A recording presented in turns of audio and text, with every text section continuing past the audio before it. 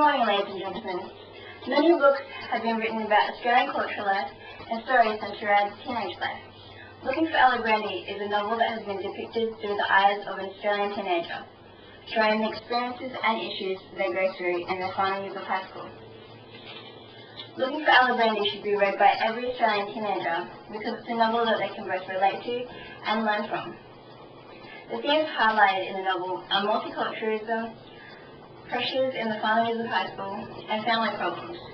Because of its relevance to today's culture, every Australian teenager can both learn and relate to the experiences which occur in the novel. Australia is a country with a diverse population and multicultural nation. Many ethnic groups such as Asians, Italians, Germans, or Indians migrate to Australia every year to experience the freedom of a democratic country and the many qualities which make Australia unique. All groups desire to integrate into a society and find acceptance amongst peers, but sometimes they struggle to find it. In the novel, Josephine talked about being teased as a child. People would say that she wasn't Australian. Instead, they called her a woke, which is a derogatory term for a Western-oriented gentleman. Parents of other students also looked down upon her. They would say that people who weren't rich or couldn't afford tuition shouldn't be there, and they were referring to a scholarship. Another circumstance where Josie was called a woke was when a girl named Carly from school said this to her, "And you're more than a woke if you know what I mean." And she was referring to her illegitimacy. When Josie heard this, she hit Carly with a book. Every teenager should read this novel, as these are issues that occur every day in every school in Australia, considering the multiculturalism of our country. Another reason this novel should be read is because teens can relate to the pressures that are emphasized in the novel. Morals in the story are lessons that every teenager can learn and benefit from. Suicide was an issue in the novel, which highlighted the pressure that teens experience in their final years of high school. When John Button died, he said, Jacob said this, "There's nothing to look forward to anymore if you don't have dreams, because dreams are goals." And John might have run out of goals, so he died. John Barton's death is a lesson that many can learn from. When John committed suicide, he felt he had no hope and no goals. Many teens have these thoughts, and it's important to never give up, because you may get so low that you cannot get back up again. In the Bible, there is a scripture that says this. In Galatians 6:2, it says, "Carry each other's burdens, and in this way you will fulfill the law of Christ." Teens learn to talk about their problems when their burdens are too heavy to carry. This is what Josie and Jacob did when they talked to each other about John Button's death. These pressures were felt by many students in their final years of high school, and it's important for them to know that they cannot keep their problems and issues locked up.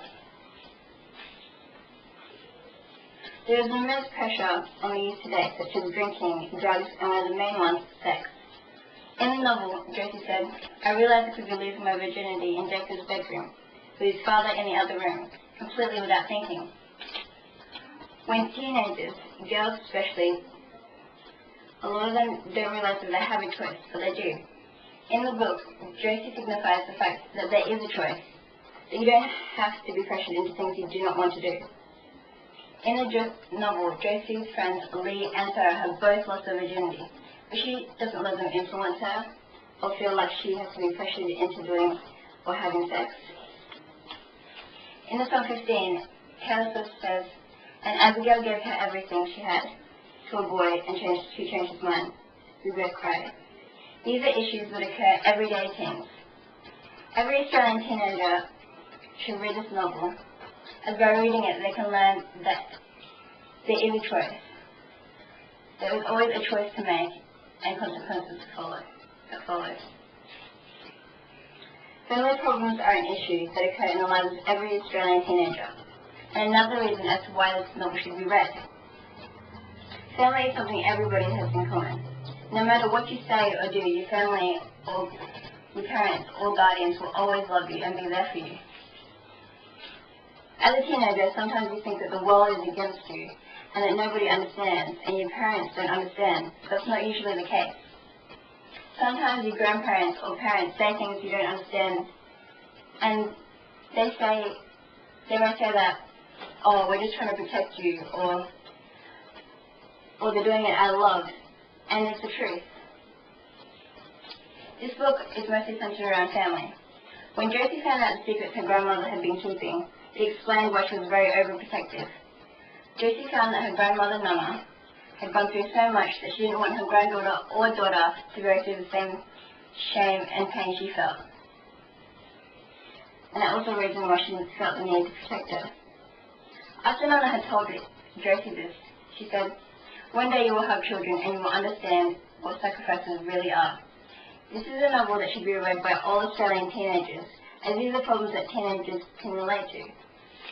They may not be the same problems, but every family has its own set of problems, and every parent has had their sacrifices.